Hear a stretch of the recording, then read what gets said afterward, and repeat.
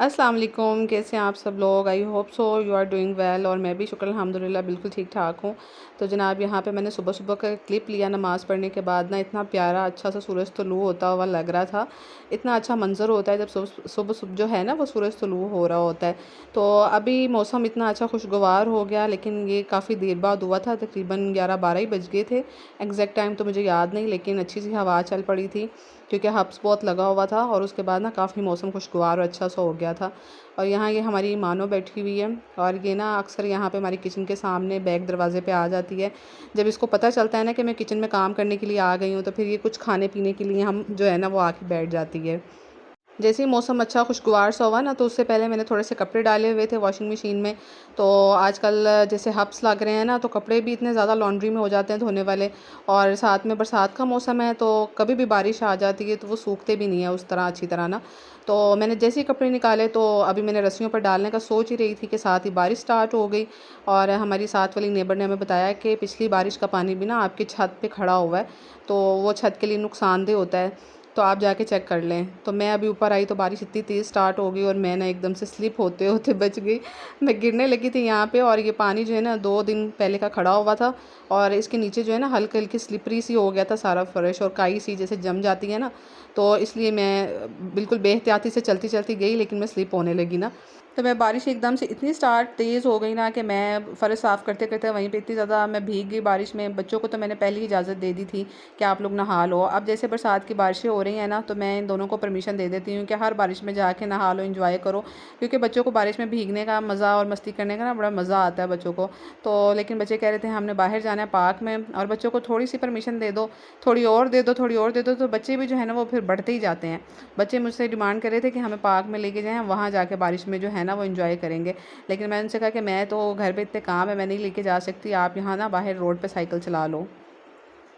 और मीनवाइल जो है ना, ये हमारे दरख्त से इतने ये गिरते हैं, पता नहीं इनको क्या कहते हैं, ये अजीब से ये गोल गोल से हैं। तो मैंने ना इनको साफ़ करना शुरू कर दिया था, क्योंकि बाद में ये फिर इतना मैस हो जाता है। तो मैंने साथ ही साथ हल्की हल्की सी बारिश हो रही थी, तो मैंने कहा चले गेट के ऊपर भी पानी मार देती हूँ। और मुझे याद है कि जब हम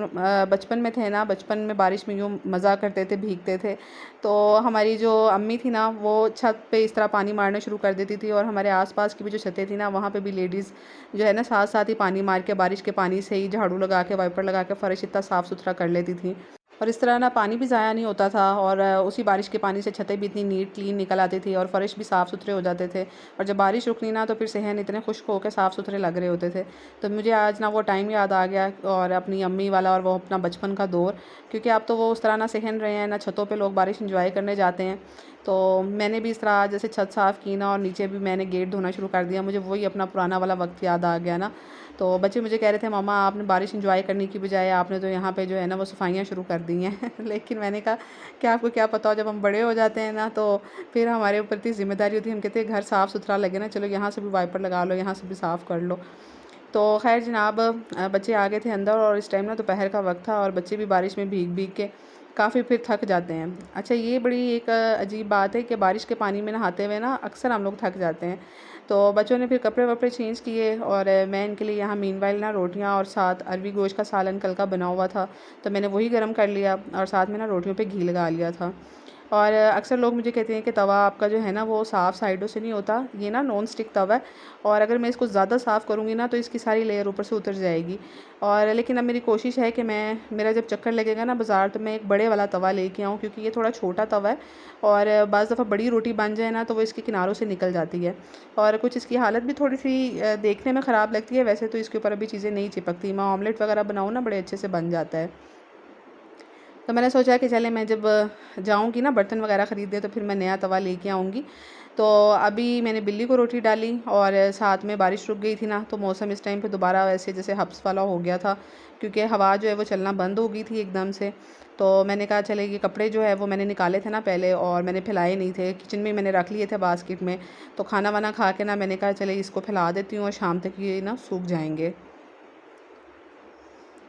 تو ابھی جناب فرمائش آ گئی تھی میرے ہسبینڈ اور میرے بچوں نے کہا کہ نا شامی برگر بناتے ہیں، کیونکہ اس دن ہم نا لمبے والے برگر مارٹ گئے تھے تو لے کر آئے تھے وہاں سے، تو وہ پڑے ہوئے تھے اور بس اس کو دیکھ کے سب نے کہا کہ نا شامی برگر بناتے ہیں۔ تو میں نے یہاں پہ نا بیف کا جو ہے وہ ڈال لیا تھا میٹ اس میں، اور دال جو ہے وہ مجھے لگ رہا تھا میں نے زیادہ بھگو دی ہے، اور تو پھر میں نے نا ساری شامل نہیں کی، کیونکہ وہ زیادہ اچھی نہیں لگتی نا شامی ٹکیوں میں، گوشت زیادہ ہو اور دال تھوڑی سی کم ہو کوانٹٹی میں تو پھر زیادہ اچھا لگتا ہے۔ تو یہاں پر میں نے پیاز ڈال لیے تھے بڑے بڑے سلائسز میں، اور نمک اور مرچ ڈال لی تھی۔ ویسے تو میرا ارادہ تھا کہ میں آپ لوگوں کے ساتھ ریسیپی شیئر کروں، پر میرے پاس نا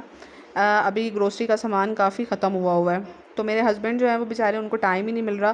جاب سے وہ اتنے بیزی ہوتے ہیں، آتے ہیں تو تھک جاتے ہیں، تو اس لیے مجھے جس چیز کی ضرورت ہوتی ہے نا تو میں باری باری کر کے ان سے منگوا لیتی ہوں۔ تو ابھی اس کے اندر نا اور بھی مسالے جانے تھے اور وہ میرے پاس تھے ہی نہیں، تو پھر میں نے مین والے ہسبینڈ کو بھیجا، اور ٹائم بھی اس ٹائم نا ڈنر کا کافی لیٹ ہو رہا تھا، تو میں نے دال اور گوشت گلنے کے لیے رکھ دیا۔ میں نے کہا جب وہ باقی مسالے لے کے آئیں گے نا تو وہ اس میں ڈال دوں گی، لیکن جب وہ مسالے وغیرہ لے کے آئے نا تو میری یہ جو مسالہ پیسنے والی ڈبی ہے وہ بھی خراب ہو گئی، اس نے بھی ساتھ چھوڑ دیا، اور بالکل وہ بس ابھی دردڑا سا مسالہ ہوا تھا، تو پھر میں نے بس نا وہ زیرہ اور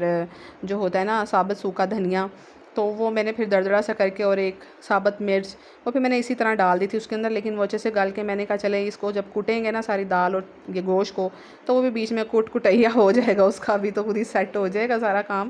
تو یہاں پہ پھر میں نے گوشت الگ سے نکال لیا تھا، کیونکہ ریشے والے جو ہوتے ہیں نا ریشے ریشے سے بن جاتے ہیں گوشت کے، اس طرح شامی کباب بہت اچھے لگتے ہیں۔ تو دال جو ہے وہ تو اچھے سے گل گئی تھی، وہ تو میں نے میشر کے ساتھ ہی کر لی تھی، تو پھر میں نے گوشت نا الگ سے نکال کے ہاون دستے میں نا اچھے سے کوٹ لیا تھا، اور پھر وہ بڑا اچھے سے اس کا مکسچر تیار ہو گیا تھا۔